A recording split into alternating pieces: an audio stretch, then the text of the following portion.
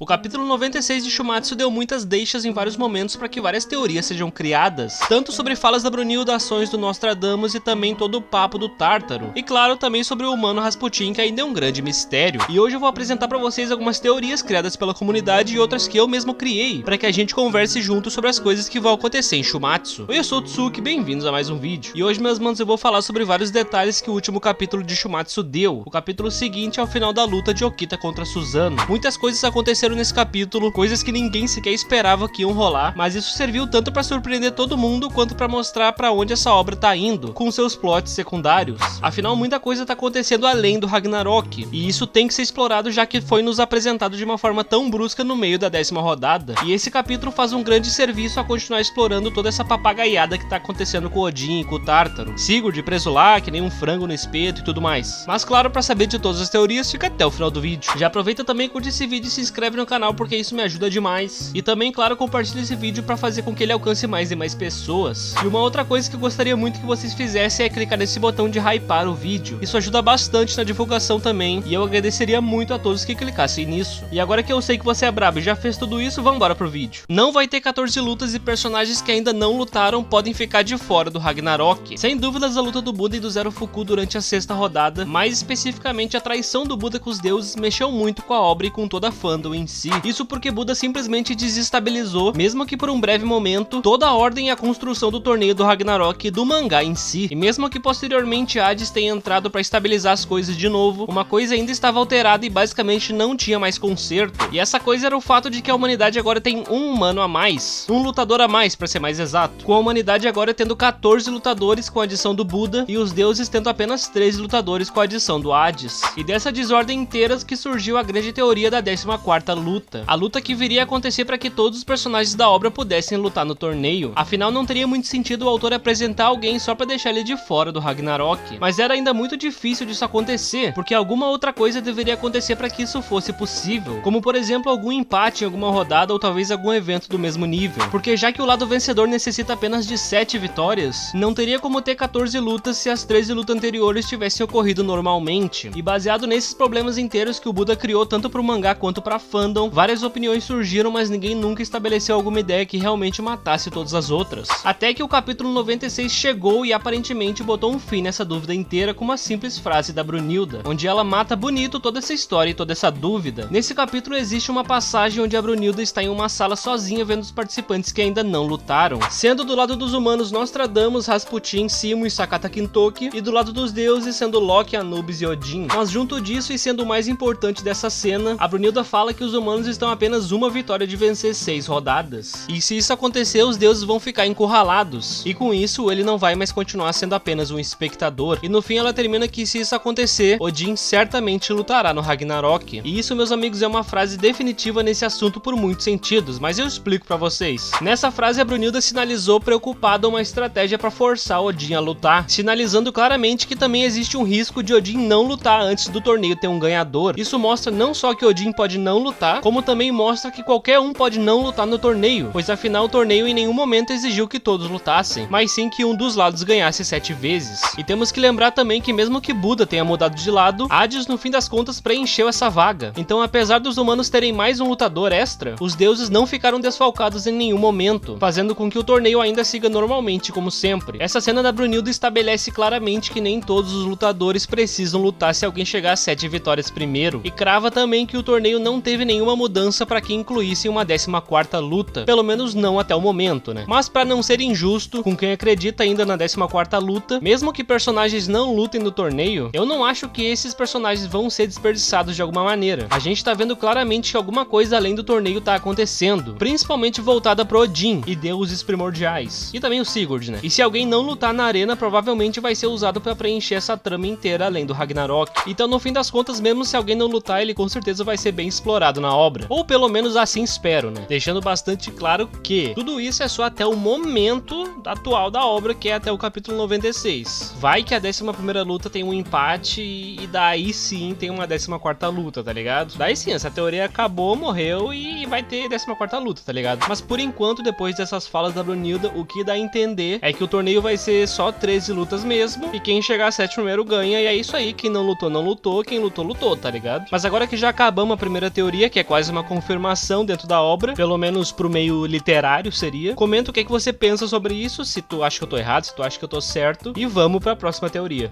Rasputin tá censurado porque ele é o quarto marcado no Tártaro. Outra coisa bem pequena, mas interessante, mostrada no capítulo 96 foi na cena onde o Nostradamus está invadindo o Tártaro. Mais especificamente na cena onde ele caminha pelos corredores das prisões, onde nessa cena nós vemos que tem cartazes que dizem cuidado com estes meliantes. Ao todo temos 3 cartazes do lado esquerdo que mostram ser de Buda, Beelzebub e Sakata Kintoki, mas também temos outros 4 cartazes do lado direito, que olhando as silhuetas ainda dá pra notar que 3 deles ainda são do Buda, Sakata e Beelzebub, mas o quarto cartaz não dá pra ver quem é, aparentando nem ter silhueta ali, mas obviamente ninguém botaria um cartaz vazio em uma parede dessas, né? E com isso vemos que esses cartazes são de pessoas que zaralharam dentro do Helheim. Buda e Sakata Kintoki foram cúmplices para libertar o Sigurd sem sucesso, e Beelzebub estava investigando o Odin, que tem uma certa influência no Tártaro, por isso ficou marcado. Ou às vezes ele causou muito lá dentro naquela parada que ele tava de querer se matar. Pode até também ter ficado marcado quando ele usou o Deus do Vazio lá naquela época.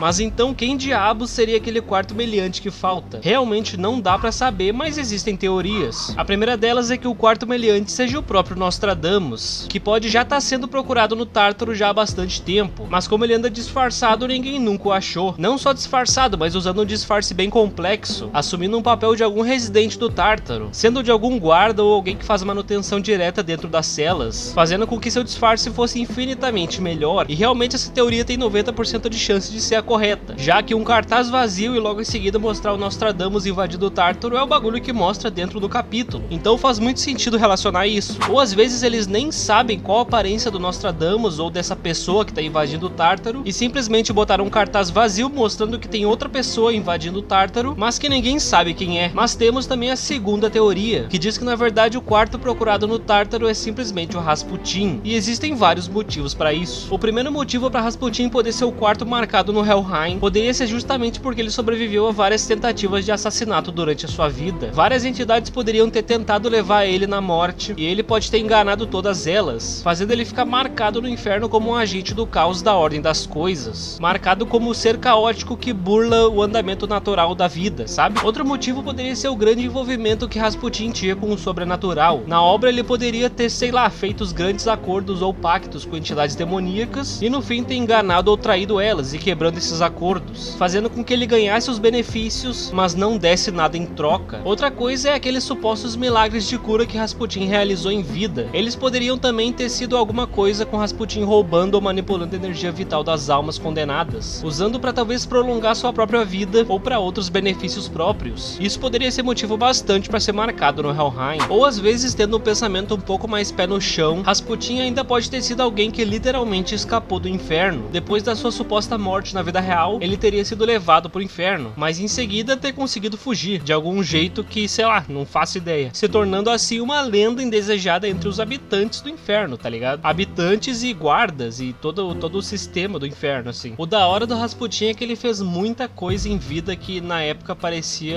muito milagroso, e todas essas coisas dá pra brincar muito numa história de fantasia que nem Shumatsu. Igual os exemplos que eu disse anteriormente, também podemos levar em consideração o fato do Rasputin ser muito carismático e persuasivo na época. Isso poderia ser exagerado na obra, fazendo com que ele pudesse ter ludibriado vários demônios e causado revoltas e semeando o caos dentro do Helheim, tá ligado? E outra coisa que traria um reforço nisso seria o fato dele ter conseguido em vida manipular figuras de grande poder, figuras importantes e tudo mais. Isso poderia ser replicado no inferno de uma maneira muito mais exagerada, mas o Rasputin em si tem tudo pra ser ligado ao inferno e também pra ser uma grande figura extremamente caótica lá dentro. E como eu mostrei em todas essas opções que eu disse anteriormente, sem dúvidas ele tem muito potencial, e se caso realmente for ele no cartaz eu acharia bem da hora. Seria até uma grande contraparte até pro Nostradamus, né? Onde o Nostradamus causou no paraíso destruindo a Bifrost, que era algo que só os deuses supremos conseguiam acessar, e na parte de baixo estaria o Rasputin causando no inferno também, tá ligado? Fazendo coisas que em teoria humanos não poderiam fazer, que nem foi o caso do Nostradamus. Eu sinceramente acharia bem da hora, e eu espero que isso aconteça. Por que o Nostradamus precisa da Gol pra soltar o Sigurd. Pra quem não lembra, durante o capítulo 96 nós vimos que Nostradamus sequestrou a Gol pra levar ela ao Tártaro, diretamente pra cela onde Sigurd tá preso. Mas uma coisa interessante e bem curiosa que eu acho que deve ser pensada é por que caramba o Nostradamus precisa da Gol pra libertar o Sigurd, considerando claro que ele realmente tá pra libertar o Sigurd, ou sequer quer fazer isso. A gente primeiro tem que relembrar as coisas citadas na obra, pois vimos que Nostradamus chamou o Sigurd de amigo e Sigurd não negou, então no mínimo eles já se conhecem há bastante tempo ou têm interesses em comum. Outra coisa que vimos é que aparentemente Nostradamus realiza esse disfarce periodicamente, já que os bichos até conhecem ele e conhecem o trabalho que ele faz, o que indica que ele conversa e entra na cela do Sigurd também periodicamente. Então em si dá pra levar em consideração que se Nostradamus realmente quer libertar o Sigurd, ele só não fez isso ainda porque ele não consegue sozinho, e então por causa disso ele precisaria da Gol, já que ele levou ela junto. Mas por que exatamente a Gol? Será que ele precisa de uma valquíria qualquer ou apenas especificamente da Gol? Na mitologia nórdica e nos poemas em que a valquíria Gol é mencionada, seu nome tem significados como barulho, gritaria ou grito de batalha. Mas só por esses nomes a gente tem quase que um beco sem saída, pois não existe uma relação óbvia entre um possível poder da valquíria da Gol e a libertação do Sigurd da sua prisão, visto que Odin que botou ele lá, então não seria uma prisão simples. E eu não acho que o poder da Gol vai ser gritar e pum, a prisão do Sigurd vai explodir. Uma das coisas que pode ter acontecido é que Nostradamus pode ter descoberto um poder extremo que apenas uma valquíria conseguiria prover a uma pessoa humana ou um semideus. Talvez Nostradamus tenha pesquisado a fundo as valquírias e descoberto que a única maneira de libertar o Sigurd seria usando o poder da Gol em uma volunde com o Sigurd. Nostradamus pode ter sequestrado a Gol justamente para forçar ela a fazer uma volunde com o Sigurd escondida da Brunilda, já que ela não permitiria isso aparentemente, e talvez apenas uma volunde ou uma volunde especificamente com o poder da Gol pudesse romper a prisão do Sigurd. Outra coisa que pode ter acontecido, mas ainda ficando nessa teoria da volunde, é que talvez a Gol não vá participar das volundes do Ragnarok, já que ela é dita como uma valquíria em treinamento. A Brunilda ainda podia estar planejando vencer o Ragnarok apenas com 12 volundes, ou talvez 11 se nem ela fosse participar. Nostradamus poderia ter descoberto isso e sequestrou a Gol para forçar ela a fazer uma volunde com o Sigurd, já que em teoria não faria falta, em grandes aspas. Sinceramente, se isso acontecesse de verdade, a obra iria para um caminho totalmente inesperado, e eu acharia muito curioso e também muito corajoso do Memura para criar todo esse caos que iria se formar na obra. Mas claro que também a gente pode ir pela teoria mais fácil, que é que Nostradamus precisa apenas do poder da Gol, que dentre as duas eu acho que também é a mais possível de acontecer, sem essa parada de fazer volunte com o Sigurd ou nada disso. Até porque se ela fizesse volunte com o Sigurd, isso quebraria um pouco da dinâmica da obra, tá ligado? A dinâmica das comentaristas valquírias lá de cima, até porque ainda vai ter 3 lutas, tá ligado? Não dá pra simplesmente matar essa parte da obra por causa disso, por causa de uma volunte com o Sigurd e pá. Eu sinceramente não gosto da primeira teoria da volunte com o Sigurd, e eu também nem acho que o Sigurd vai ser libertado agora, a não ser que deem um foco pra essa saga à parte e a próxima luta demore pra acontecer. Daí beleza, daí eu aceito. Mas agora, tipo, libertar ele do nada e ter a próxima luta, eu não acho que vai acontecer. Mas o que você acha disso? Comenta aí embaixo. Você acha que essas teorias é muita loucura? Você acha que faz um pouco de sentido? Comenta aí. E claro, vamos pra próxima e última teoria do vídeo, eu acho. Não faz sentido o Sigurd ou qualquer outro humano trair a humanidade ou lutar pelos deuses.